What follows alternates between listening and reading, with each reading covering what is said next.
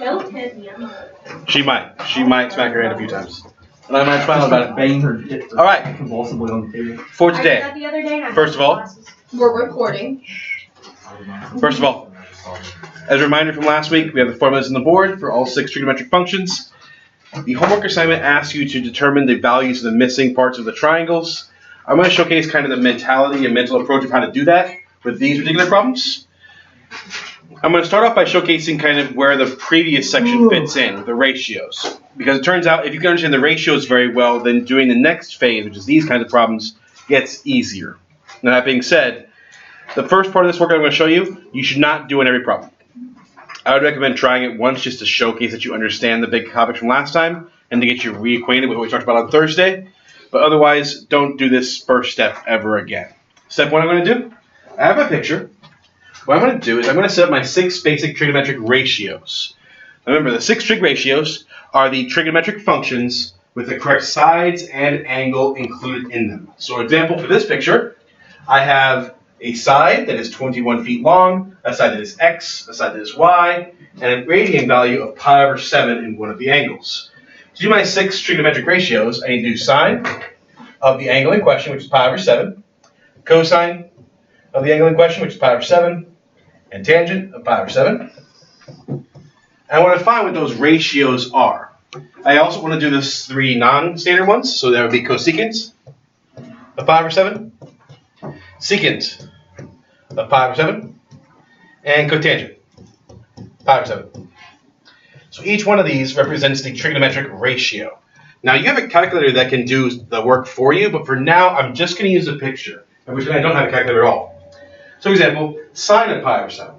According to the basic definition, sine is opposite over hypotenuse. So I'm going to make sure to take note in my picture.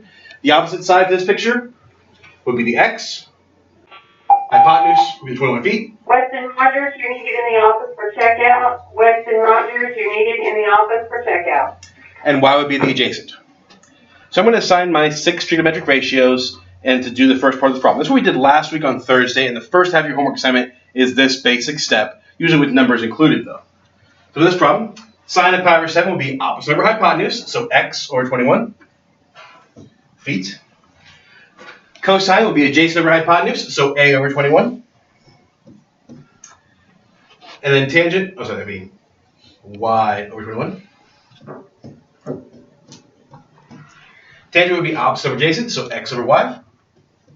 And then the other 3 are just inverses of them. So cosecant would be 21 over x. Secant would be 21 over y. And then cotangent would be y over x. Now, as I said before, and I will reiterate again, I would not do this step on every problem. Well, I'm doing it for this specific problem to remind us of last week's trigonometric ratios, get some extra practice on them, and to showcase what you need to do for these problems.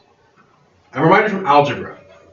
In order to successfully solve for something in algebra, it is necessary that for each equation you only have one variable. If you want to do more than one variable, you need more than one equation. So if you look at these lists, pi over 7 is a number.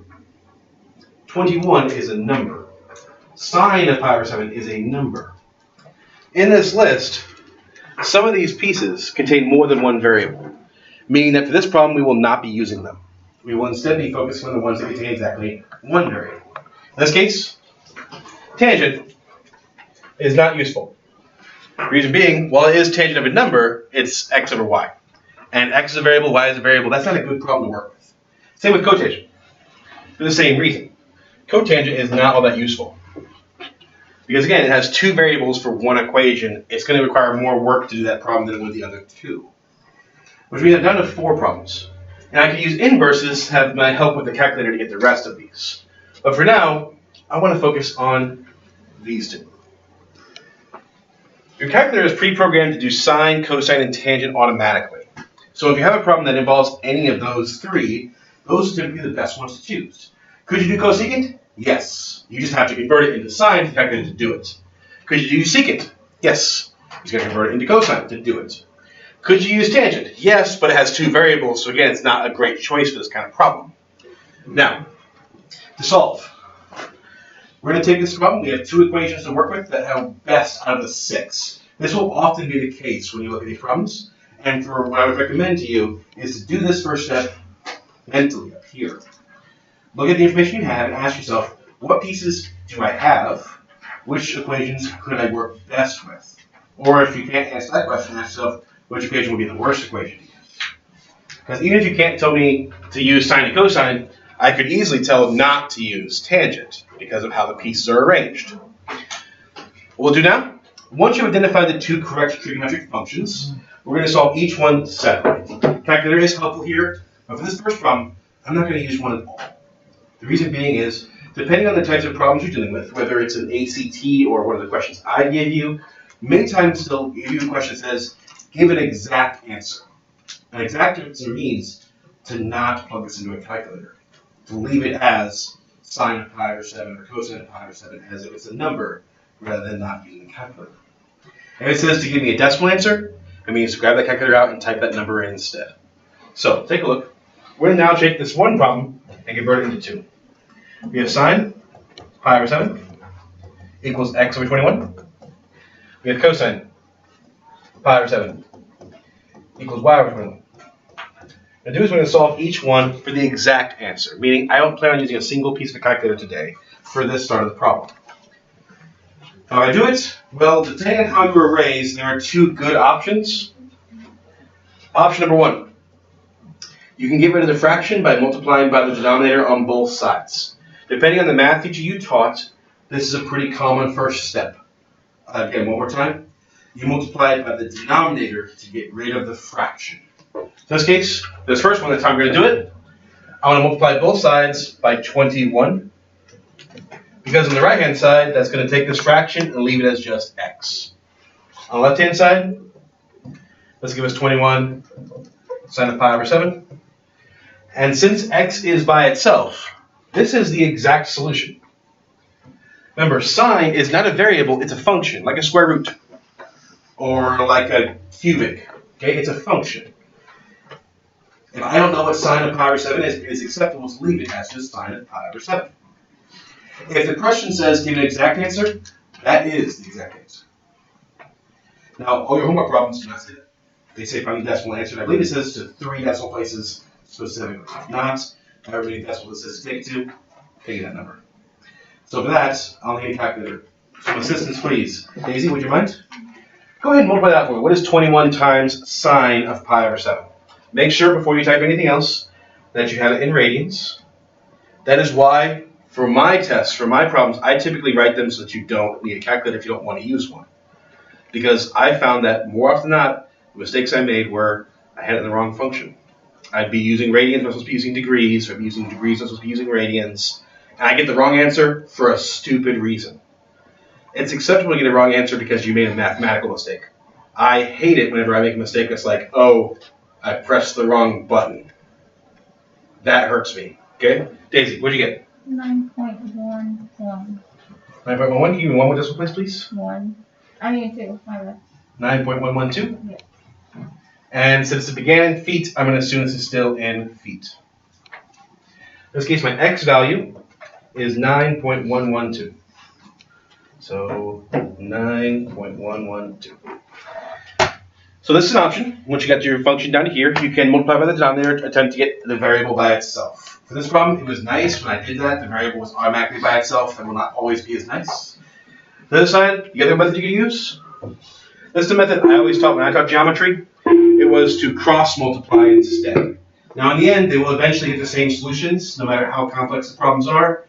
It's just about which steps you remember or which steps you're comfortable with. I began by putting the trig function over 1, and then you cross multiply. Cosine of pi over 7 times 21.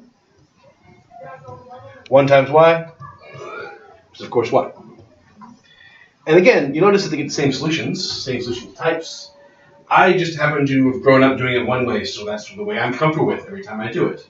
If you have a way that you prefer, that maybe you've learned that's a little bit different, as long as you're getting the same solution as everybody else is, I would not be upset. Just make sure you check the results at the end, they are in fact the same. Okay, on that one, you divided by. And that one, I changed this single number into a fraction by putting it over 1. That's always allowed in algebra. and then I cross multiply, taking the cosine of pi over 7 times 21 and the 1 times y. Why do we have to do the cosine one? Can we just do like the Pythagorean theorem? Yes, in fact, that's actually how I will check my results at the end, just to verify it. But yes, once you have two of them, you can always use Pythagorean's theorem to find that third missing side. It is always an option. I will use it specifically to check my results, but it is always an option. Nice catch, man. Very nice. So this is an exact answer, 21 cosine pi over 7. It's not very comfortable to most people, though, because it's not a decimal. We like things to be decimal form because they're easy to compare that way. I have no idea what 21 cosine of pi over 7 is. Not a clue. So let's take a decimal and get the rough approximate solution, what's called. 8.921. 8.921. 0.920. 920. It is rounded correctly? Yeah. And that would be my y value. Very nice. 8.920. Now, as Zach pointed out, he was talking about Pythagorean's theorem. Could he use it to find the missing side? I'm going to actually use it backwards. You don't have to do this last step either. Like I said, I recommend this part be a mental step. Ask yourself which ones are best to use. Because we were found that sine and cosine were the best because they had a single variable with a single trig function. But again, depending on the process and the pieces you have, you may not be like, oh, I want to use sine and tangent instead, or cosine and tangent. How did she get 8? She took 21 times cosine of pi over 7. Did you get a different result? Yeah. Miss Ears? Oh, 18. I got 18. It is 18. She did say 18. It is 18. Oh, I didn't hear correctly. That would make more sense then. I was like, that seems a little off. I don't want to say anything, but I was like, my picture's pretty good. Like, this is a little off. Okay. All right. Much better. Much better. Okay. I'm going to use Pythagorean's theorem to check my results. Again, you don't have to do this last step, but this is very comfortable for me to do. For this, I'm going to need 3 volunteers here to help me with the problem. Remy? Okay, perfect. Hannah, if you'd be so kind. Haley, would you be kind enough as well? All right. I'm going to ask you each for one thing to help me out here. Remy, would you take 9.112 and square it for me? Hannah, the 18.920. Square it.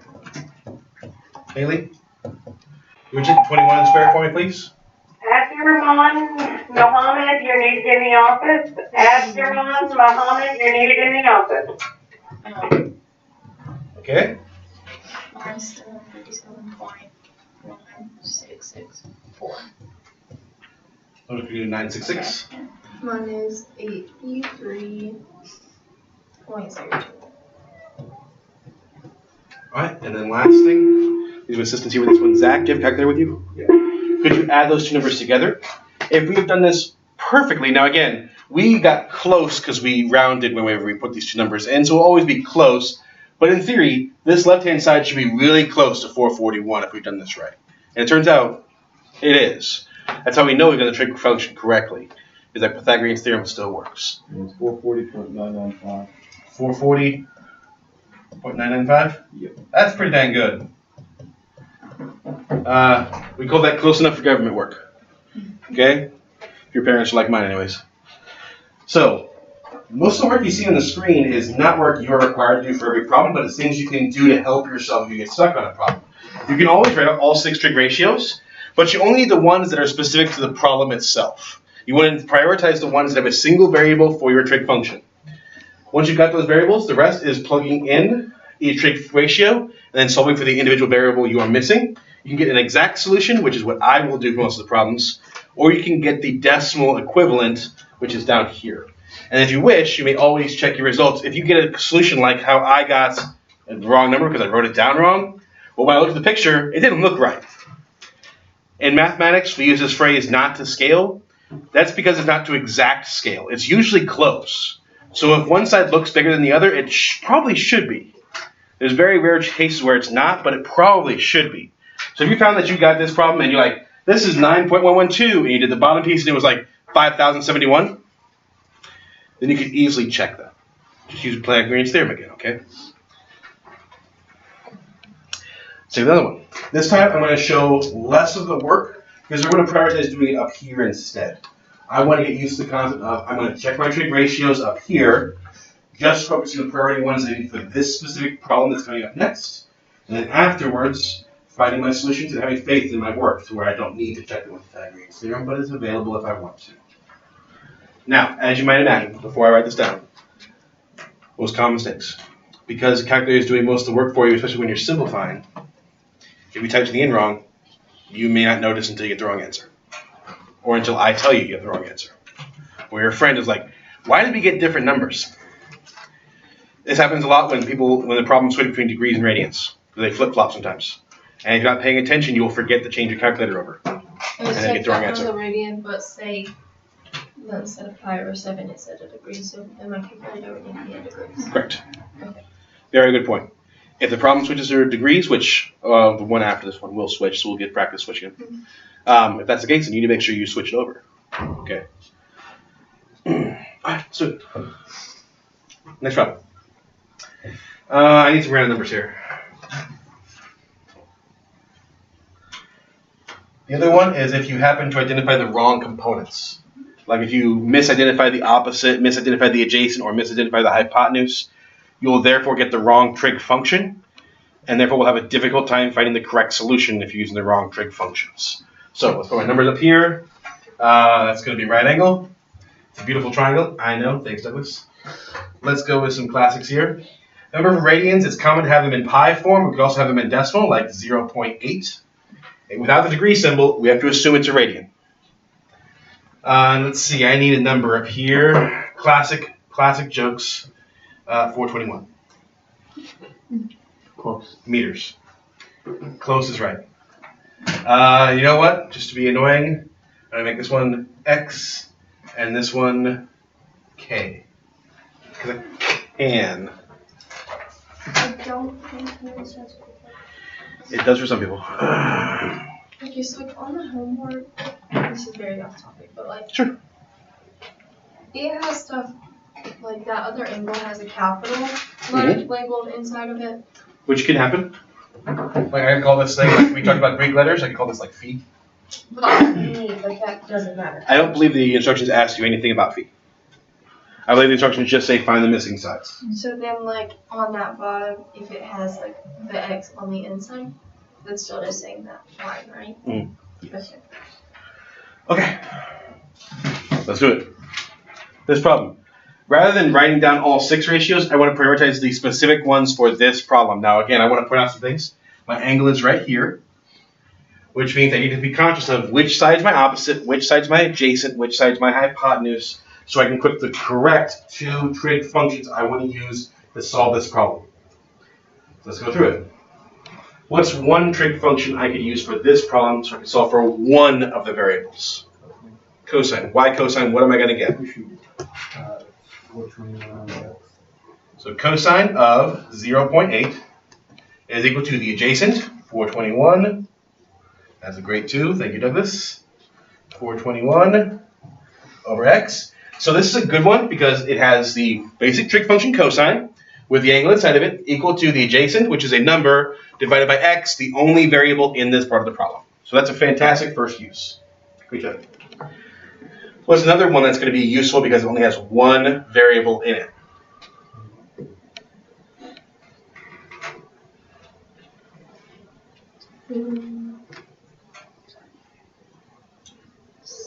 Say tangent, Michael.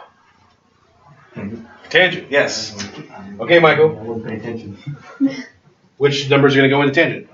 I wouldn't pay attention. It would be K and 421. K and 421. And what's going to go into the tangent? 0 point. There we go. You're not paying attention. You caught on pretty quick. Trying to I know you put were. down. I got you. All right.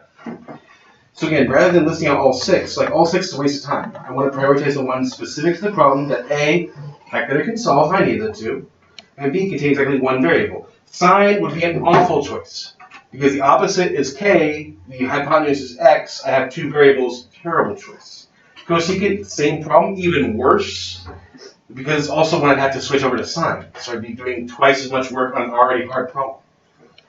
secant and cotangent are okay choices, but again, they're going to have to be converted, so these two are the best two. Let's go through the process now. Now, like I said, I grew up by cross multiplying because it always works, it's predictable, but again, depending on who you work with and who you had as a teacher, we have slightly different versions of these steps. For this side, I'm going to do the same thing I did before. I'm going to start by doing what we talked about before, multiply by the denominator. So multiply both sides by x.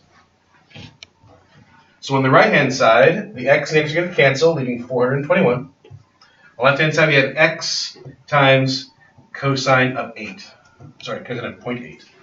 Don't let this freak you out. Cosine of 0.8 is a number. It's a decimal. Think of the cosine like a square root. Think of the cosine like an absolute value. It's just a number in there. It is one we don't happen to know the value of. Then would you divide by this? So we can divide by it just like anything else.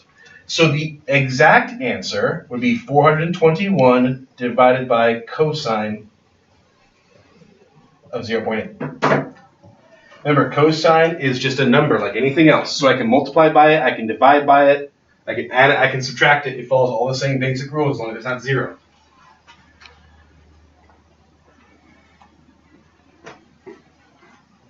All right. That's an exact answer. If I wanted to have the decimal version of this, I'd have to actually take 421 and divide it by cosine of 0.8 in the calculator. It's 604.272.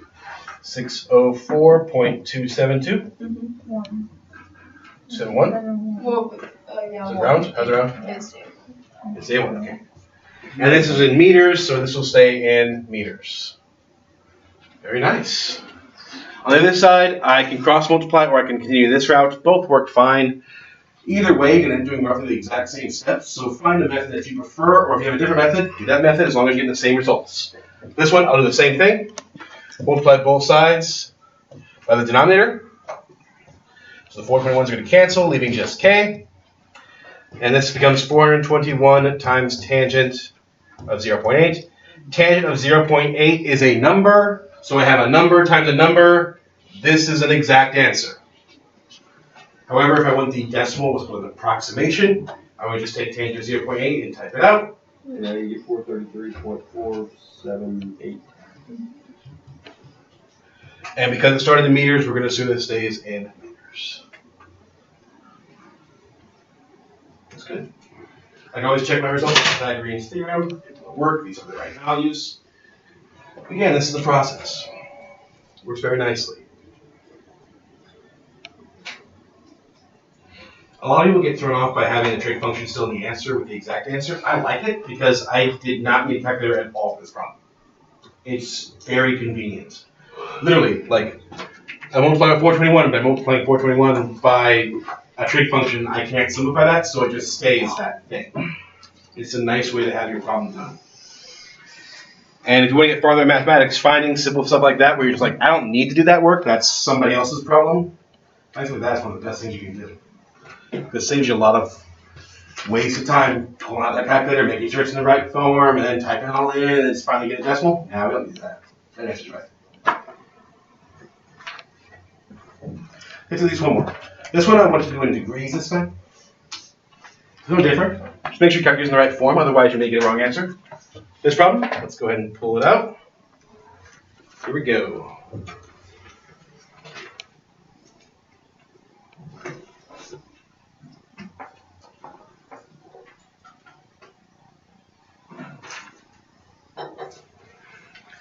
All right. I made the other class do this, so I'll make you guys do it too. Let's see. For this one, we're going to have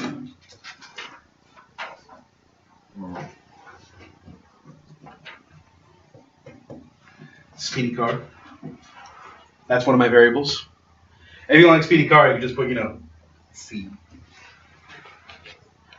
Let's see, for this side, what do I want to do this side? I want to go with, and this one last part too.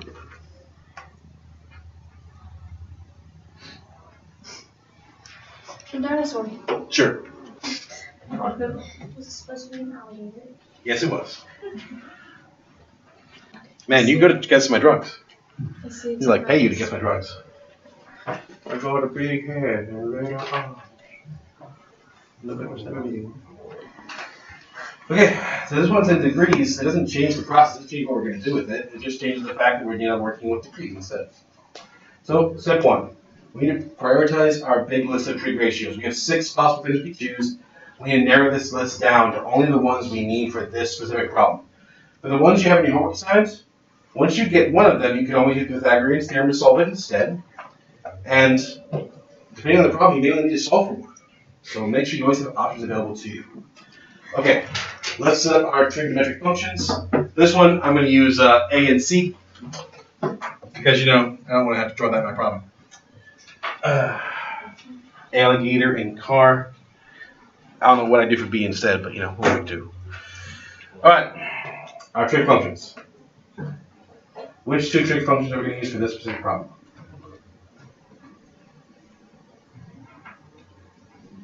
Does it matter? Yes. It does matter. Oh yes, I should make one of them not a variable, shouldn't I? That's what I was thinking, not yet. Michael, what number am I going to use?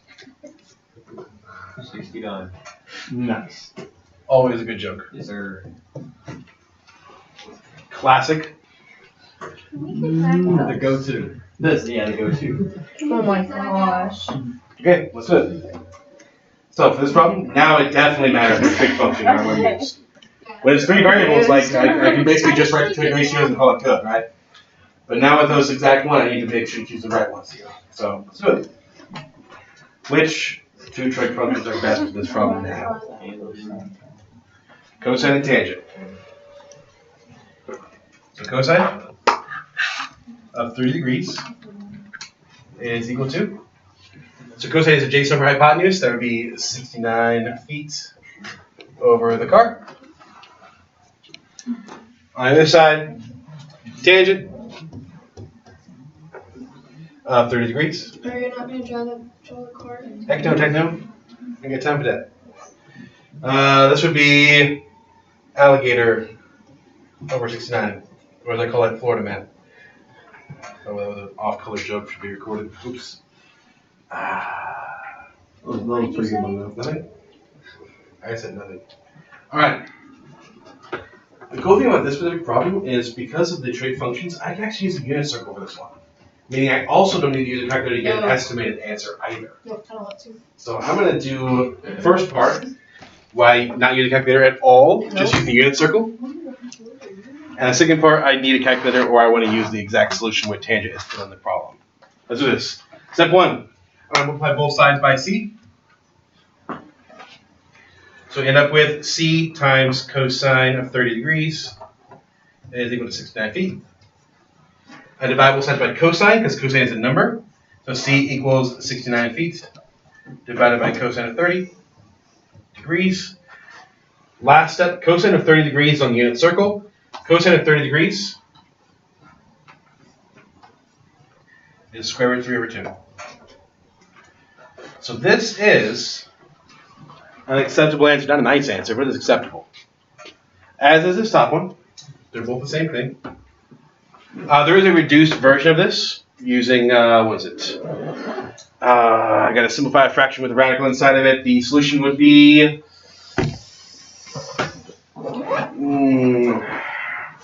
46 over, 46 square root 3 over 2. Something weird like that. I'll remember. I thought 23 squared is 6. Say again? 23 squared is 6. 23 square root of 6. I will trust your calculator more than me. No. I'm wrong. No? This has to equal 79.6 something. Thank you. 79.674. Beautiful. Daisy. Jeez. Failing me so badly. Alright, tangent. Same process, going to multiply both sides by 69. Trying to get that piece by itself. And it was 69, tangent of 30 degrees.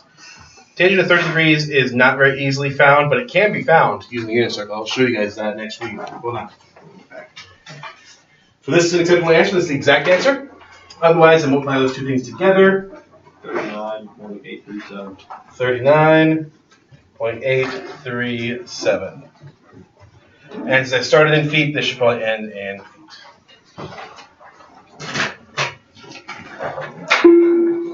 That's it. Hope you guys have a good rest of the day. I'll see you guys tomorrow.